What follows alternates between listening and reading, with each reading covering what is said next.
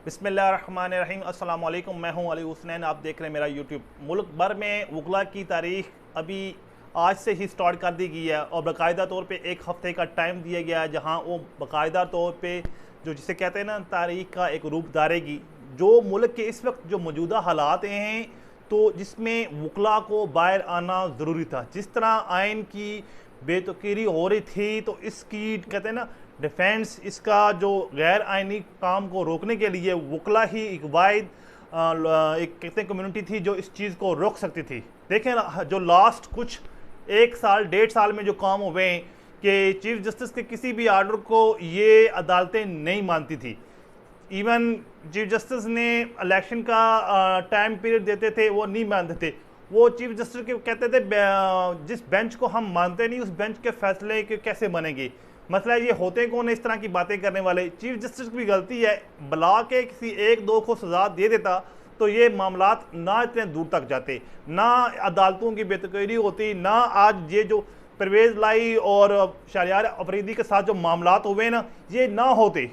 अगर आप किसी डीसी और कमिश्नर को जो हर कहते हैं दूसरे शहरी को गिरफ्तार करने के लिए डोर पे पहुंचे थे, आपको पता है कि शहरयार अफरीदी को 14 दफ़ा गिरफ्तार किया गया है एक ही केस में। ये सिलसिला चला था आज़म स्वाति से। आपको पता है कि आज़म स्वाति को जब गिरफ्तार किया गया था तो उनको शहर शहर फिर सूबे सूबे में घुमाया गया था। जिस तरह फिर उनकी वीडियो रिलीज़ की गई, फिर उनको धमकाया गया, फिर उनको जलील ख्वार किया गया।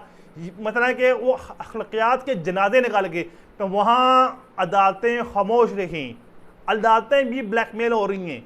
जिस तरह आपको पता है कि कासिम सूरी की रूलिंग को रात 1 बजे चीफ जस्टिस भागे भागे आके पार्लियामेंट के मामलात में मुदाखलत करके उसको गैर आइनी करार दिया। उसके बाद मुल्क का सत्यानाश फिर गया। फिर इसी चीफ जस्टिस को उन्होंने जूते की नोक पे रखा, किसी फैसले को नहीं माना। अभी परवेज़ लाई का जब मामला हुआ है आपने देखा होगा कि जो उन्होंने जब कह दिया चीफ जस्टिस ने कि इन्हें किसी केस में गिरफ्तार ना करें, तो वो आज इस्लामाबाद हाई कोर्ट के चीफ जस्टिस ने कहा जी हमने ये नहीं कहा था, अदालत ने कहा ये था कि वो किसी और चीज़ केस में मतलूब नहीं है तो फिर ना गिरफ्तार करें। वजाहत आ गई दूसरी तरफ से। मसला है कि इस्लामाबाद हाई कोर्ट तो उनकी तरफ से खेल रही है, लाहौर हाई कोर्ट उस तरफ से खेल रहा है। मसला है अदालतें भी एक दूसरे के आमने सामने खड़ी हैं। शहरयार अफरीदी के साथ जब मामला हुआ था आज उनका भी डीसी और उसके छोटे मतहत लोगों को दे दिया, उसको रिमांड पे दे दिया। आप शामिल तशवीश हो, पता लगे जेल की हवाएं खाएं, पता होता है किसी को गैर आइनी गिरफ्तार करके जेल में रखने कैसा होता है। अगर इस तरह का मामला किसी मिनिस्टर के साथ हो जाता, किसी आला फौजी अफसर के साथ हो जाता तो ये मामला ख़त्म हो जाना था।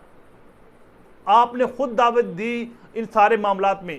अभी देखें ये गवर्नमेंट जो आई है केयर टेकर सेटअप, ये 90 दिन के लिए आया था। सोचने वाली देखें कि इसमें वज़ीर दाखिला भी बलोचिस्तान का है, वज़ीर आज़म भी बलोचिस्तान का है, और पाकिस्तान में जितनी भी स्मगलिंग होती है और वो सारी की सारी बलोचिस्तान से होती है, चाहे वो अफ़गानिस्तान में हो रही हो चाहे वो ईरान में हो रही हो। ये दो मुल्क हैं अफ़गानिस्तान और ईरान। चीनी और गंदम के लिहाज से ये खुद कफ़ील नहीं है, पाकिस्तान खुद कफ़ील है। वहाँ कोई चीनी और गंदम का बुरान नहीं है, पाकिस्तान में चीनी और गंदम का बुरान हर वक्त रहता है। जानबूझ के ये गवर्नमेंट, ये नहीं है कि ये जो हमारे डीलर हैं ये करते हैं, गवर्नमेंट जानबूझ के किक्स बैक लेके पैसा लेकर करोड़ों रुपए में इनको परमिट और परमिशन दे देती है। जानबूझ के किल्लत पैदा की जाती है, फिर वो स्टॉक को छुपा लेते हैं, चीज़ें महंगी हो जाती हैं। जब गवर्नमेंट डिसीजन लेती है वो इससे पहले अपनी चीज़ें मार्केट में बेच के पैसा कमा लेते हैं। देखिए कभी भी आज तक मैंने कभी सुना नहीं है कि ईरान में किसी चीज़ की कहते हैं ना वो कितनी पाबंदी है, कितनी सेक्शन है उसके ऊपर, कभी उस पर लगी हो कैद साली पड़ी हो, किसी चीज़ में वहाँ को एहतजाज लिख रहा हो। वो मसला है कि 26 साल तक वहाँ एक जमहूरी निज़ाम को नहीं आने दिया गया, 26 साल तक। लेकिन इस तरह का खुराकी किल्लत वहाँ नहीं रही, लेकिन यहाँ खुराकी किल्लत हर बार होती रही है। अभी भी यही सेटअप लाया जा रहा है, निगरान सेटअप जो 90 दिन के लिए आ रहा है। सदर के पास 1 दिन का टाइम रह गया, 48 दिन 24 घंटे रह गए, क्योंकि हफ्ता इतवार को होती छुट्टी है तो वहाँ ना कोई अमला होगा ना कोई और होगा। तो समझो कि सदर 1 दिन के मेहमान रह गए, अभी अपनी लिमिट पूरे करेंगे ये निकल जाएंगे। सदर को चाहिए अगर वो 26 साल इमरान खान की कहते हैं सोबत में रहें तो उसका हक अदा करें, नहीं तो फिर वो अपनी कहते हैं डांग रोटी लगाएं, जाएं घर, जिस तरह बाकी जो रफीक तारड़ और बाकी सदर गए, इस तरह आप भी चले जाएंगे, आप माजी हो जाएंगे। आप अमर होके जाएं, आप डेट दे के जाएं, डेट दे के जाएं, फिर जाने सुप्रीम कोर्ट, फिर जाने ये वकला बरादरी। ये अभी वकला बरादरी ने जो आज यही रखे हैं कि सबसे पहले जो खवातीन के साथ ज्यादतियाँ हो रही हैं इसको रोका जाए। कुछ PTI की खवातीन 14 मई से गिरफ्तार हैं, आज उन्हें गिरफ्तार हुए 5 माह होने वाले हैं। जो बाबर अवान है उन्होंने बड़ी सख्त किस्म की स्पीच की है वहाँ सेमिनार में। उन्होंने कहा जी ये ज्यादती हो रही है, चीफ जस्टिस की बका का मसला है कि बेटियाँ 5 माह से गिरफ्तार हैं, इंसाफ मांग रही हैं, जमानत तक नहीं दी जा रही। ऐसा क्या हो गया था जिसकी वजह से जमानत नहीं दे रही थी? कोई कत्ल नहीं हुआ, कोई खून नहीं रजी नहीं हुई, बिल्डिंग कंस्ट्रक्शन खराब हुई है, वो दोबारा रीबिल्ड हो जाएगी। इस केस में जमानत तो बनती थी, जमानत तक नहीं होनी दी। अभी तक बार बार 3 माह तक हो गए, हर 6 माह बाद जिस्मानी रिमांड मांग देते हैं। फिर उसके बाद देखें कि ये केयर टेकर सेटअप से डिमांड कर रहे हैं कि आप 90 दिन की गवर्नमेंट दें। जो एजाज हसन है उन्होंने सर कहा है कि इस मामले में जितना भी पंजाब में और KPK में इलेक्शन नहीं हुए, सरासर जो है जो उसका ब्लेम वो चेयरमैन जो इलेक्शन कमीशन है उसके ऊपर है। देखें बंदा वो जैसे कैसे भी है, वो भी कठपुतली बना हुआ है, जो उसको कह रहा है वो कर रहा है, क्योंकि उसको लाने वाले भी और थे।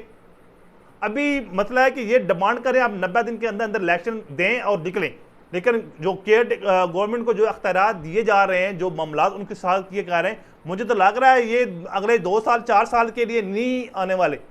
इलेक्शन कमीशन तो पहले ही कह रहा है कि पहले तो वो कह रहा था 14 दिसंबर तक हमारी हल्काबंदियाँ नहीं पूरी होंगी, फिर अभी वो 30 नवंबर तक आ गया, 14 दिन काम कर दिए उसने। लेकिन अगर तू 30 नवंबर को हल्काबंदी मुकम्मल करता है, फिर उसके बाद वो डेट का सोचेगा, इजलास बुलाएगा, फिर वो जाके वो डेट देगा मार्च की या अप्रैल की।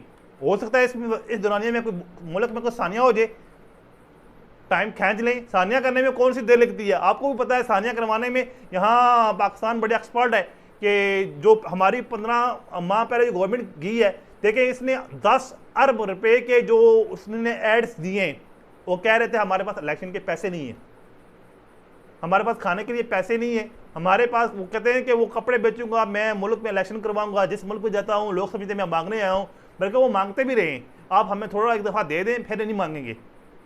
लेकिन एड की मद में 10 अरब रुपया इन्होंने न्यूज़ चैनल्स को दे दिया। कुछ देखें अभी ये चैनल सारे कहते हैं ना वो ठीक भाव की तकरीर कर रहे थे, मुल्क तबाही और बर्बादी की तरफ चला गया। इन लोगों ने 15 माह में जो कानून साजी आइन के साथ वो जो खलवार किया है वो भी कौम के सामने, एक भी उन्होंने कहते हैं कानून साजी कौम के लिए नहीं की।